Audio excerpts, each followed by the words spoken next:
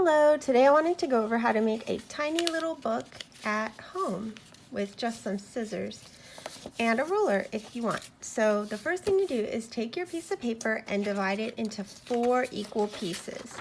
So the more equal you get the sections, the better. So you can kind of like do it your own way so that there's 4 equal pieces by folding it.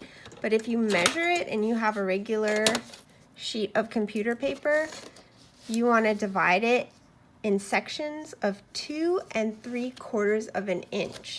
So here's my ruler, and I'm gonna find the 2 and then the 3 longest lines here. It's 1, 2, 3. So there's my first folding spot. Go over.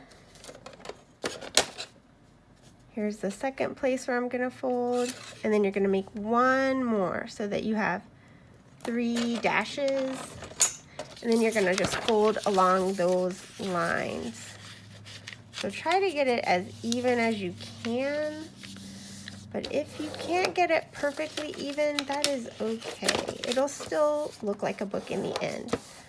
So here's 1, and I'm just gonna take this first fold and go and just use that to fold it 2 more times, like a fan, like how you would fold a paper fan. Here's 2, and last 1. So I didn't take the time to make sure every single section was perfect. As you can see, they're not right on the lines, and that's okay. But the more perfect you have it, like I said, the better your book will look. Then you're gonna take your 4 equal pieces, take the paper and fold it like a hot dog bun, and crease that really well. Okay, the better you crease it, the easier it'll be to make the book. Then take it and fold it like a hamburger bun. Crease that really well. And then take some scissors.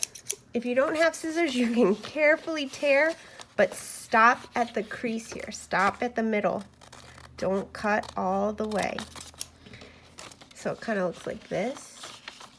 Then you're gonna unfold it again and fold it like a hot dog bun again. Crease it. Now grab the ends and you're just gonna push in. So you have kind of like an X shape, and then just fold it any way you want to where it's flat. So you could do it this way, or you could fold 3 on one side, any way that it lays flat. And then just fold it over again to make a little book. So some of the pages are longer than others, which is okay by me. If you want, you could cut the long pages off, but just be careful because some of the pages are creased like this one. You don't want to cut that unless you want to add extra pages to your book. So this is a 6-page book. So here's my cover.